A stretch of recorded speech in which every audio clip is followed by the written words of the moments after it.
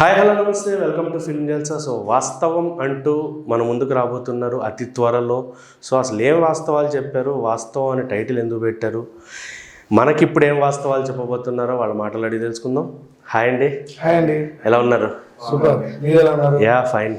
వాస్తవం అనే title and ఏంటి కథ, ఏంటి ఎలా ఉండబోతుంది? ఓకే, సో వాస్తవం టైటిల్ పర్టికులర్ ఎందుకంటే ఇది ఒక క్రైమ్ థ్రిల్లర్ జోనర్ అనమాట. సో దానికి ఏంటి ఆ టైటిల్తోనే అర్థమైపోవాలి ఎలా ఉండబోతుంది, ఏంటి అసలు ఏంటి వచ్చి ఉంటుంది మూవీలో. ఏంటంటే ప్రతి ఒక్కరికి మనం పోస్టర్ నుంచి కథ చెప్పలేము. అవును. సో మా ప్లాన్ ఎలా ఉండదంటే ప్రతి పోస్టర్ నుంచి స్టార్ట్ అయిపోవాలి ఒక టెన్షన్ అనేది. సో చూసాం చాలా టైటిల్స్ వెతికాము. సో అది తెలుగు టైటిల్ ఉండాలి అని మా ప్రొడ్యూసర్ చాలా పర్టికులర్ ఉంది. ఇక నాకు అదే అనిపించింది.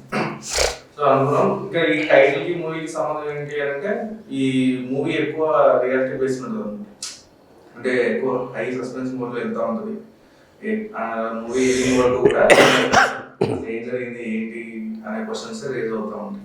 దానికి హీరో వాస్తవం తెలుసుకోవడానికి ట్రావెల్ చేస్తూ ఉంటాడు కాబట్టి మూవీ నేమ్స్ వాస్తవం. ఓకే, అంటే ఏం లేదు క్వశ్చన్ అడగడం కారణం అంటే ఇంతకుముందు మనకు ఒకటి ఇలాంటి టైటిల్ ఒకటి వచ్చింది, నిజం ఇట్స్ ఏ లై అన్నారు కదా, మీరు వాస్తవం ఇట్స్ సంథింగ్ ఏమన్నా చెప్తారేమో, it's a truth complete truth జెన్యున్గా. ఓకే, సో దాని బేస్ మీద అడిగా జస్ట్ ఫర్ ఫన్ సెక్.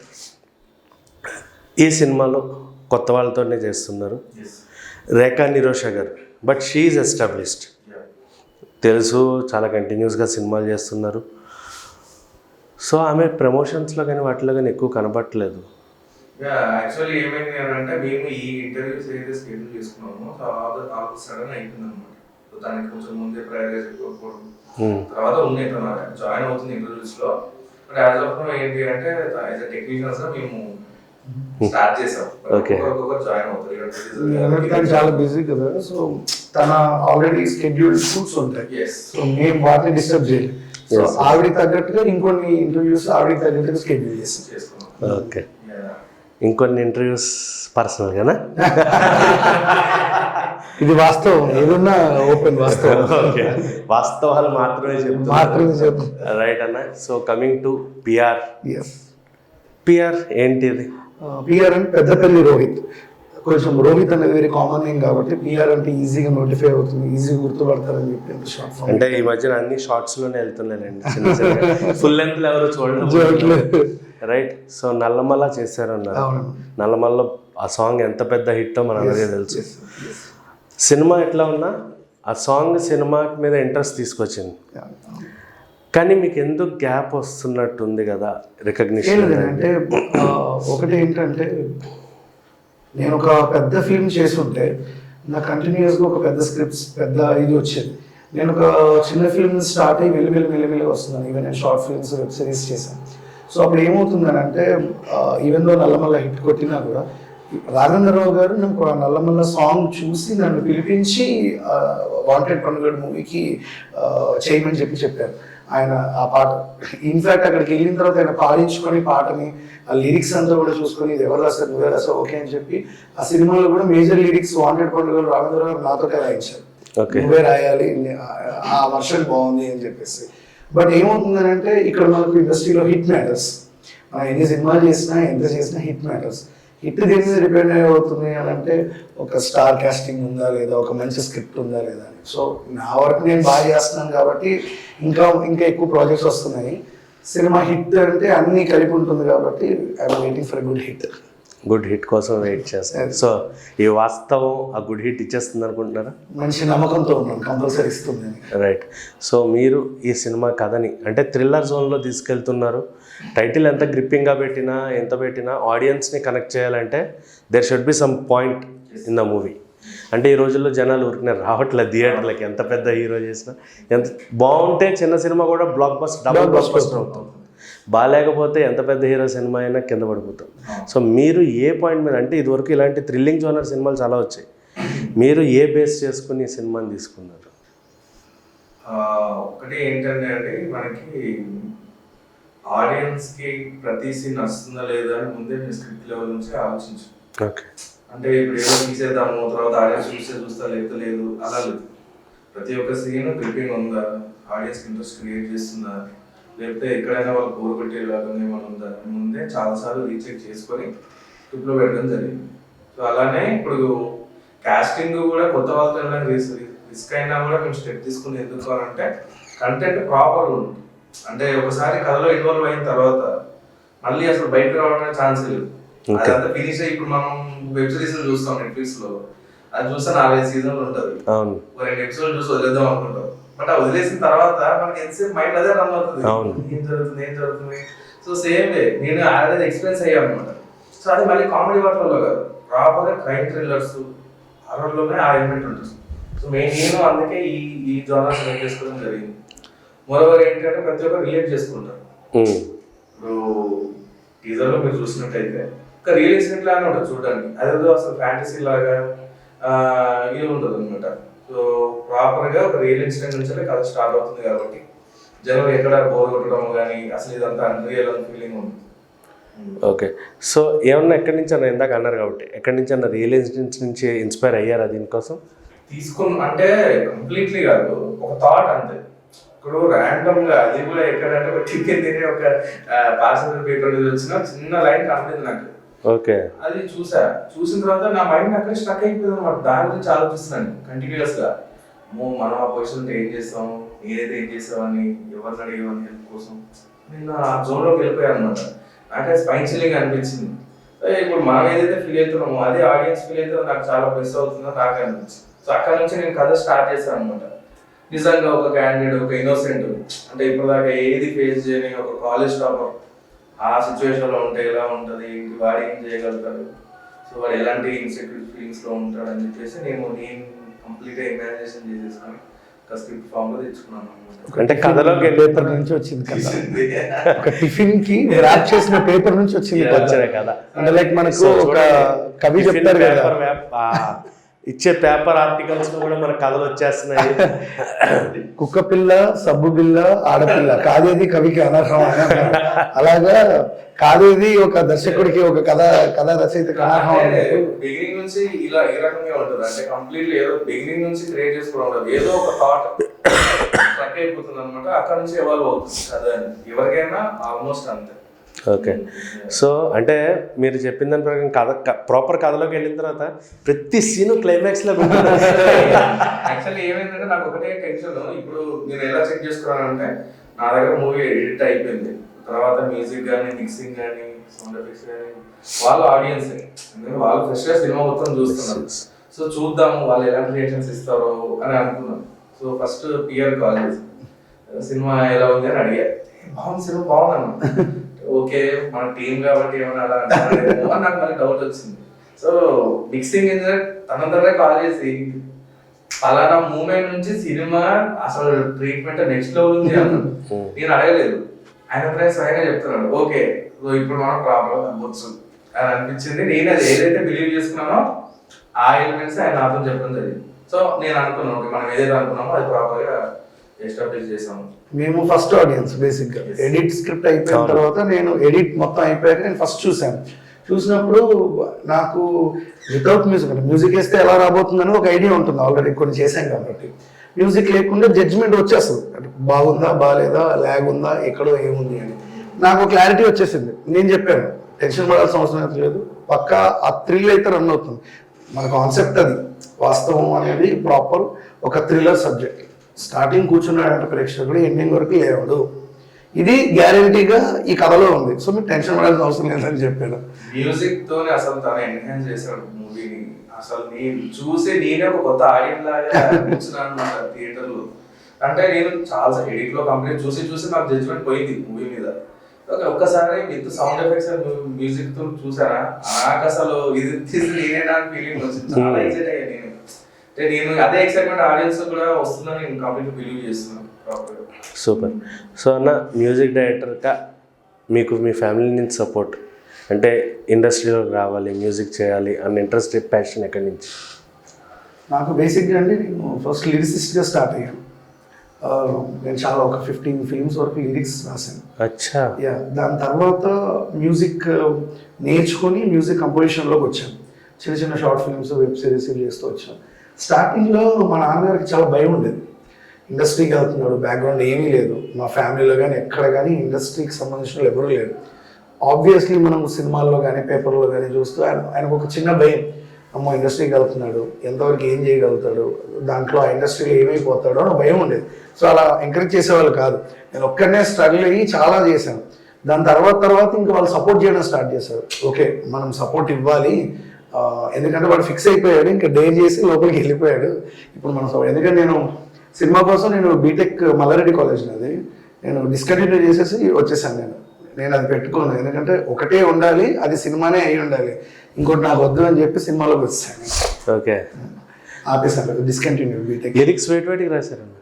నేను అంతకుముందు నిశ్చల అని ఒక మూవీకి రాశాను. తర్వాత శ్రీహరి గారి లాస్ట్ ఫిల్మ్ రియల్ స్టార్ అనేది దానికి రాశాను. తర్వాత భీమ్స్ గారికి వర్క్ చేశాను. అలా చాలా మంది వర్క్ చేశాను. ఒక్కటే మీరు రాసిన లిరిక్స్ లో మీకు బాగా నచ్చిన ఒక పాట?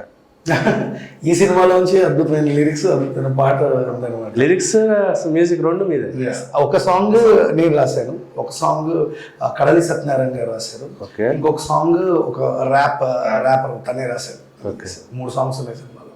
పాడండి ఒకసారి.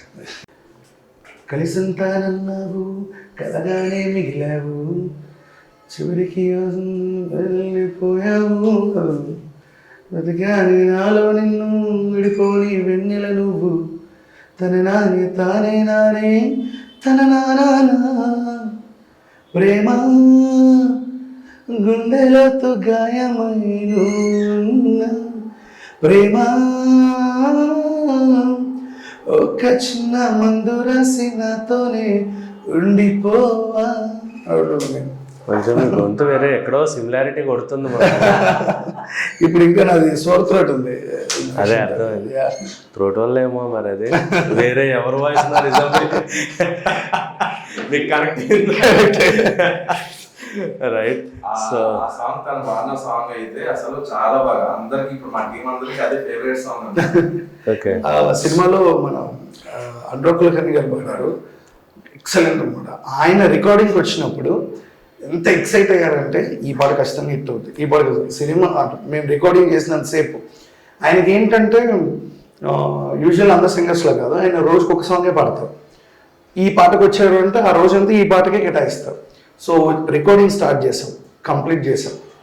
నాతో పాటు ఫ్రెండ్ వచ్చాడు, ఆయన అలా నిల్చొని చూస్తూనే ఉన్నాడు, ఒక 2 hours నిల్చొని ఉన్నాడు, చూస్తూనే ఉన్నాడు. అంత ఉంటుంది ఆయన ఇన్వాల్వ్మెంట్, అనురాగ్ గారి ఇన్వాల్వ్మెంట్. పాట అయిపోయింది, అడిషన్స్ తీసుకున్నాం, అయిపోయింది, ఇంకేమైనా కావాలా బ్రో చెప్పండి, ఇంకేమైనా కావాలి, ఇంకా చేద్దాం అని ఆయన అందరికంటే కాన్ఫిడెంట్గా ఉన్నాడు. ఎందుకంటే ఆయనకి పిల్లరా తర్వాత ఇది అంత పెద్ద హిట్ అవుతుంది, ఆయన మంచి నమ్మకంతో ఉన్నారు అనురాగ్ కులకర్ణి గారు. సో వెయిటింగ్ ఎప్పుడెప్పుడు సాంగ్ బయటకు వస్తుందో.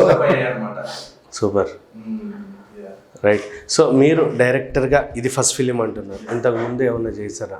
ప్రీవియస్లీ నేను ఒక ఐటీ ఎంప్లాయ్ అండి, టీసీఎస్ లో జాబ్ చేస్తాను. తర్వాత ఏమన్నా ఐటీ బీటెక్. సో ఎవరైనా ఆర్జిన్ ఎక్కడో కరెక్టే. సో అందులో టీసీఎస్ లో ఉంటూనే నాకు చాలా పరిచయాలు అయ్యాయి రైటర్స్ తోని, డైరెక్టర్స్ తోని, అలా కొంచెం కొలాబరేషన్ వర్క్ చేసేవాడిని. బట్ కంప్లీట్లీ కాదు, పాస్ట్లో వాళ్ళకి పోస్ట్ రైటర్ లాగా ఉండేవాడు అనమాట. తర్వాత ఇంకా నాకు పొలిటికల్ యాడ్స్ రాయడానికి ఆపర్చునిటీ వచ్చింది ఆ టైంలో, అరౌండ్ 2017 ఆ టైంలో.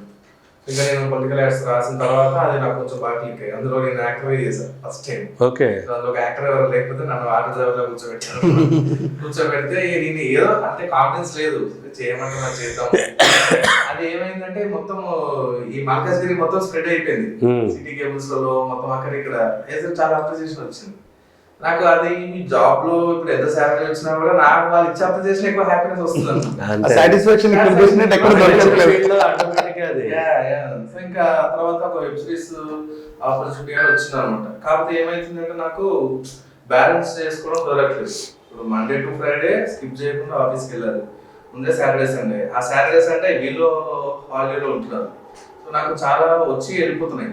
సో నేను ఇంకా చాలా టైం వెయిట్ చేసి ఇంకా నాకు ఎందుకు రిస్క్ అనిపిస్తుంది అని చెప్పేసి నేను ఇంకా స్కిప్ కొట్టేసి జాబ్కి. తర్వాత వచ్చి ఒక యూట్యూబ్ ఛానల్ జాయిన్ అయ్యాను.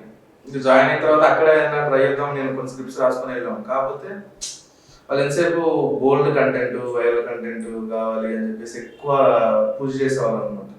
సో నేనేంటి చాలా నా కంటెంట్ నాకు చాలా కాన్ఫిడెన్స్ ఉండేది. ఓకే మనకి ఏదైతే జనాలు రీచ్ అవుతుంది, మనకి ఫిల్మ్ మేకర్ పేరు వస్తుంది అని. బట్ అక్కడ ఆ క్యారెక్టర్స్ అని వేరు. యూట్యూబ్ ఛానల్స్, షార్ట్ ఫిల్మ్స్ ఉంటాయి కదా, సో వాళ్ళు తీసుకొచ్చుకోండి, కాలేజ్ అమ్మాయిలు తీసుకొచ్చుకోండి, వాళ్ళతో నేను షార్ట్ ఫిల్మ్స్ చేయండి. సో ఓకేనా, మీరు ఇంకా ఎంత ఓపెన్ చేస్తే మనకు అంత రీచ్ వస్తుంది. బట్ యాజ్ ఫిల్మ్ మేకర్ నాకంటూ ఎక్స్పోజర్ ఏమి ఉండదు కదా దానివల్ల. సో నేను ఒకటే అనుకున్నాను, ఏదైనా తీసినా కూడా డైరెక్ట్గా మన ఇంట్లో వాళ్ళని కూర్చోబెట్టుకొని చూపించుకోవాలి అని అనుకున్నాను. సో ఇంకా సడన్గా నేను అప్పటికే నాకు కంటెంట్ ఉందండి, అది తీద్దాము, కంపల్సరీ అవార్డు వస్తుంది అని నేను చాలా రోజులు చెప్పాను. చెప్తే ఇవి ఎవరు చూస్తాడు, ఇవి పెట్టిన డబ్బులు రావు అని చెప్పేసి వద్దాను. ఇంకా నాకు ఎందుకు అక్కడ టైం వేస్ట్ అనిపించి ఇలా అయితే టీచర్స్లో వదిలేసాను, అక్కడ అలా వదిలేసాను. వదిలేసి వచ్చి ఇంకా ఏం చేయాలో ఐడియా లేదు. టీచర్స్ జాబ్ వచ్చిన తర్వాత అదే నాకు శాలరీ వచ్చింది అనమాట ఆ ఛానల్ నుంచి. ఇప్పుడు అది కూడా లేదు. ఇంకా ఒక డైరెక్ట్ స్టెప్ తీసుకొని డైరెక్ట్ మా ఫాదర్ దగ్గరికి వెళ్ళిపోయి అక్కడ ప్రొడ్యూసర్కి ఏదైతే చెప్పానో అదే విధంగా మా ఫాదర్ కంటెంట్ ఉంది, అవార్డు వస్తుంది, నాకు పేరు వస్తుంది. మా ఫాదర్ సరే ఎట్లా యూనివర్సిటీ ఏదో చేద్దాం అని చెప్పేసి ఎంకరేజ్ చేశాను. అనుకున్నట్టే కానీ ఆ తీయడం ఒక ఎత్తు, ఎక్కడ రిలీజ్ చేయాలి, పెట్టినప్పుడు ఎట్లా రికవర్ చేసుకోవాలి, ఏం ఐడియా తీద్దాం తీసాం. ఏ ఛానల్ వల్ల యాక్సెప్ట్ చేయలేదు. అంటే అట్లీస్ట్ సగం వచ్చినా బాగుండేది అన్న ఒక ఇది ఉండేది. అసలు ఎవ్వరు జీరో, రిలీజ్ చేయండి వచ్చిన దాంట్లో ఎవరు పంచుకున్నాం. అది నేను మన దాంట్లో హీరోలు లేరు, కంప్లీట్ కంటెంట్ ఓరియంటెడ్. సో అది వస్తాయి అనేది నాకు లేదు. చూసి ఇంకా ఇది వర్కౌట్ కాదు అని చెప్పేసి నేనే how to open YouTube channel అని చెప్పేసి యూట్యూబ్లోనే ఎదిగి యూట్యూబ్ ఛానల్ క్రియేట్ చేసుకుని అందులో అప్లోడ్ చేశాను. సో అది ప్రమోషన్ ఏం చేయలేదు, జస్ట్ నచ్చిన వాళ్ళు షేర్ చేయడం అలా వెళ్ళిపోయి కట్ చేస్తే ఒక 2 monthsలో 2 lakhs వ్యూస్ వచ్చాయి. 2 lakhs వ్యూస్ వచ్చాయి. కోవిడ్ టైంలో షార్ట్ ఫిల్మ్ కాంటెస్ట్ అని ఒక పోస్ట్ వచ్చింది. సరే అప్లోడ్ చేద్దాంలే, ఇంకా చాలా వచ్చాయి. చాలా మంది అన్నారు అప్లోడ్ చేయండి మీరు కాంటెస్ట్లకి వస్తుంది అన్నారు. బాగా బడ్జెట్ లేదు. ప్రతి ఏ చిన్న కాంటెస్ట్కి అప్లోడ్ చేయాలన్నా 500 ఇంటర్వ్యూస్ ఉంటుంది. మా దగ్గర ఆ బడ్జెట్ లేదు. అంతేందుకండి షార్ట్ ఫిల్మ్ రెడీ అయింది, స్క్రీనింగ్కి మా దగ్గర బడ్జెట్ లేదు. సో ఇంకా అందరూ అంటారు అరే చిన్న షార్ట్ ఫిల్మ్ ఫోన్లో తీసి స్క్రీనింగ్ చేసుకుంటున్నారు, ఇంత బాగా వచ్చిన ఇప్పుడు మీరు ఎందుకు చేసుకోవట్లేదు, ఇవే క్వశ్చన్స్ అండి. సో ఇంకా షార్ట్ ఫిల్మ్ కాంటెస్ట్కి అప్లై చేశాము. చూస్తేనేమో అందులో అన్ని లోకల్ కాదు, అది జర్మన్, ఇటాలియన్, ఫ్రెంచ్. నాకు ఇక్కడ డౌట్, మన మీద రాంగ్ ప్లేస్ లో అప్లోడ్ చేస్తున్నామేమో షార్ట్ ఫిల్మ్ ఏమో. ఎందుకంటే నేను చేసింది ప్యూర్ చైల్డ్ ట్రాఫికింగ్ మీద. తెలంగాణ రూరల్ విలేజ్ లో జరిగే ఒక స్టోరీ. అది తీసుకెళ్లి జనం వాళ్ళు పక్కన పెడితే అది ఎవరు చూస్తాడు ఏంటి నాకు డౌట్. సరే ఏదో ఇక్కడ వచ్చాక అప్లోడ్ చేస్తాం. షాకింగ్ ఏంటంటే ఆ లాంగ్వేజ్ తో పాటు మనదే ఫస్ట్ వచ్చింది. సూపర్. కాకపోతే ఏమైంది కోవిడ్ దానివల్ల ఏమైందంటే మేము పెట్టిన అమౌంట్ ఆ క్యాష్ ప్రైస్ రికవర్ అయిపోయింది. కానీ కోవిడ్ వల్ల ఎక్స్పోజర్ రాకుండా జస్ట్ ఒక పోస్ట్ తోని క్లోజ్ అయిపోయింది. అది సాడ్. కాకపోతే ఏంటంటే మా ఫాదర్ కి నేను ఇచ్చిన మాట నిలబెట్టుకున్నాను. అవార్డు తెస్తాను. అవార్డు ఏదైతే నేను మెన్షన్ చేశానో ఆ అవార్డు వచ్చింది. సూపర్. సో ఇప్పటికి అందరూ అంటారు ఆ యూట్యూబ్ ఛానల్ ఫోన్ చేసి అవార్డు వచ్చిందని చెప్పు మాట అని చాలా మంది అన్నారు. వద్దులే మరి వద్దని చెప్పేసి అని. బట్ అలా నా కెరీర్ స్టార్ట్ అయింది. సో అంతకుముందు అంతా జరిగిందంతా నేను వదిలేసాను. షార్ట్ ఫిలిం పేరు మల్లేశం. ఓకే. మూవీ కాదు. అదే. సో చాలా టైటిల్స్ అనుకున్నాం, బట్ మెయిన్ క్యారెక్టర్ పేరు మల్లేశం అన్నమాట. సో అక్కడ నుంచి నా జర్నీ స్టార్ట్ అయింది. దానికి చాలా మొత్తం మా ఊరికి వెళ్ళిపోయి అక్కడే 3 days షూట్ చేసుకుని అక్కడే స్టే చేసి నేను చాలా కొత్త యాక్టర్ని వరంగల్ అనమాట. వరంగల్ నుంచి వెళ్ళి అక్కడ ఒక ఇల్లు తీసుకొని 3 days రెంట్కి అందులో నుంచి ఫ్యామిలీ అందరూ సపోర్ట్ చేశారు నాకు ఆ షార్ట్ ఫిల్మ్కి. సూపర్. సో ఇప్పటికీ even till now family is my big support. So నాకు ఎక్కడ ప్రెజర్స్ ఉండవు అనమాట. ఎందుకు ఈవెన్ ఐ మ్యారీడ్ అండ్ మా వైఫ్ కూడా ఈవెన్ మా షూటింగ్ వచ్చి కూడా చాలా సపోర్ట్ చేస్తున్నాను. సో అలా నేను సింగిల్ గా అయినా సపోర్ట్ లేకుండా కన్సిస్టెంట్ గా రాగలుగుతున్నాను వరకు. రైట్. సో లిరిక్స్ రాయడానికి మ్యూజిక్ చేయడం 2 different పార్ట్స్. అంటే ఈ మధ్య చేస్తున్నారు ఎవరైనా క్రియేటివిటీ. అసలు మీకు ఇన్స్పిరేషన్ ఎవరు ఇండస్ట్రీలో? లిరిక్స్కి ఎవరు, మ్యూజిక్? లిరిక్స్ అంటే అండి నాకు సిరివెన్నెల గారి రైటింగ్స్ నా చిన్నప్పటి నుంచి నాకు బాగా ఇష్టం. అంటే చిన్నప్పుడు ఎలా ఉండేదంటే ఒక పాట ఇష్టం, అది నిజంగా ఎవరు రాశారు, ఎవరు మ్యూజిక్ చేశారు, ఎవరు పాడారు ఏమీ తెలియదు. అంటే అంత నాలెడ్జ్ ఉండేది కాదు చిన్నప్పుడు. కానీ ఓవర్ పీరియడ్ ఆఫ్ టైంలో చూసుకున్నప్పుడు అరే నాకు ఇష్టమైన పాటలన్నీ సిరివెన్నెల గారు రాసినవే నాకు ఇష్టమయ్యాయి. అప్పుడు అర్థమైంది ఓకే నేను సిరివెన్నెల గారి స్టైల్కి సిరివెన్నెల గారికి నేను పెద్ద ఫ్యాన్ అని అప్పుడు అర్థమయ్యేది నాకు. అలాగా సిరివెన్నెల గారి లిరిక్స్ తర్వాత ఇంకోటి ఇండస్ట్రీకి వచ్చిన తర్వాత ఏమవుతుందంటే మనం అప్పటి వరకు ఉన్న ఒక సినిమా చూసే దగ్గర నుంచి మనం ఇప్పుడు ఏం చేస్తామంటే సినిమాని నాలెడ్జ్ ఒక లెసన్ లాగా చూడడం స్టార్ట్ చేస్తాం.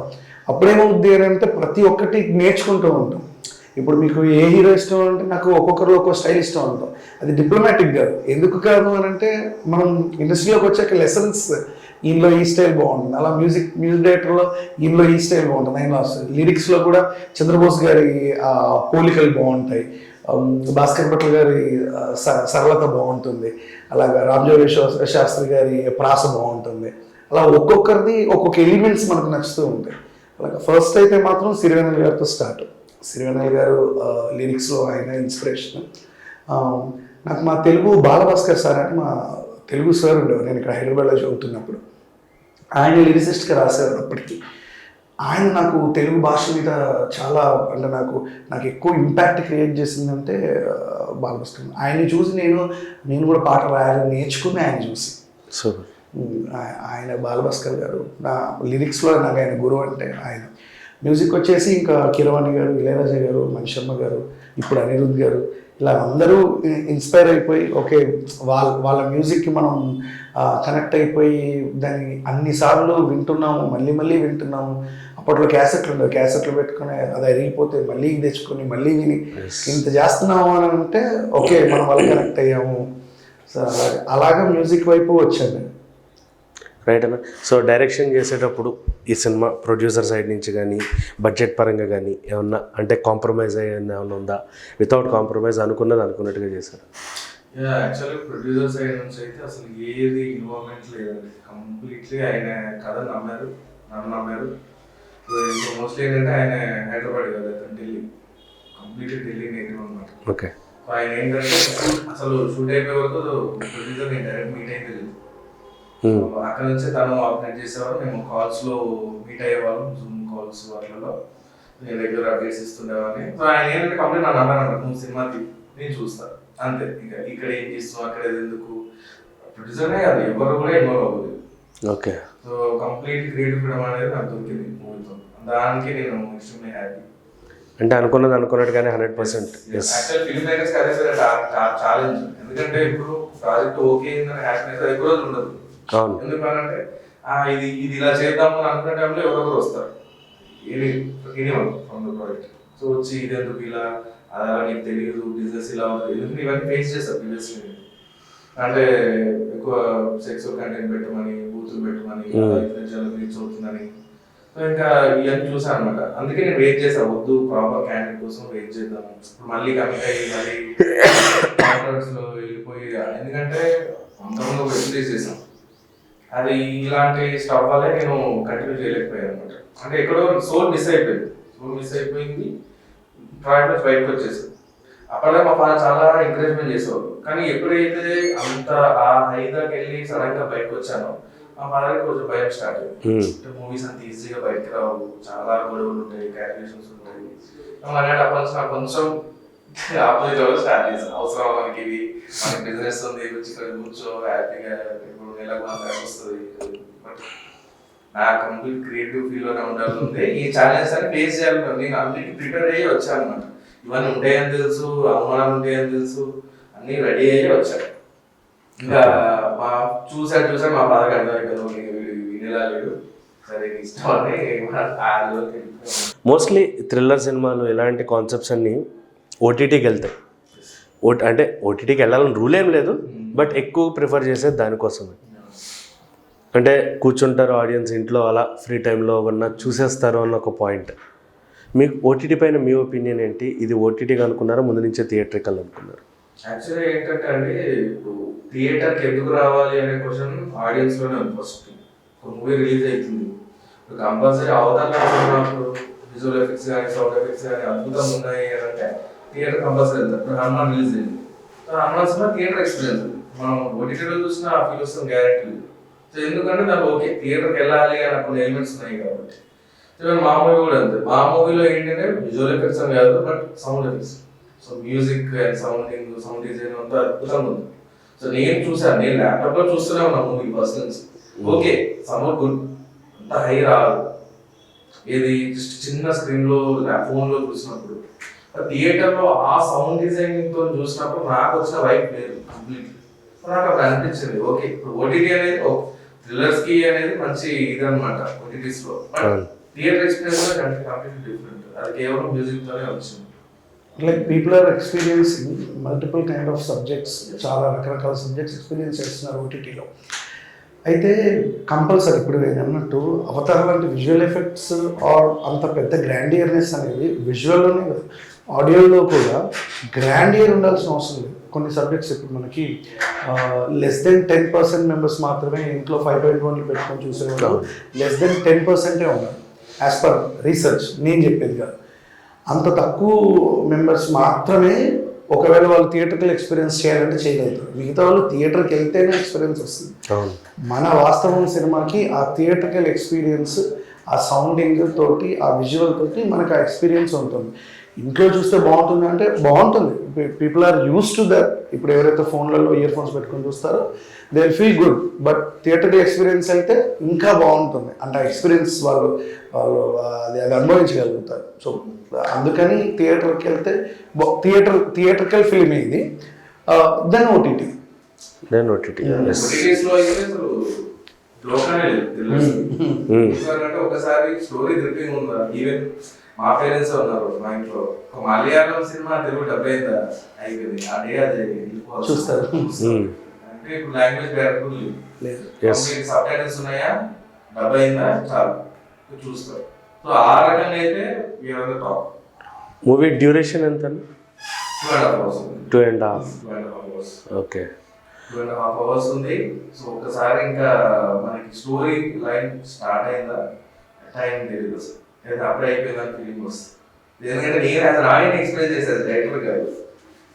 ఓకే అంతకుముందు చూసి ఉన్నాము, నాకే డౌట్ టెన్షన్ ఉండేది. అన్నిసార్లు చూసినప్పుడు మాకు జడ్జ్మెంట్ పోద్ది, డైరెక్టర్ గారికి ఇంకెక్కువ పోద్ది.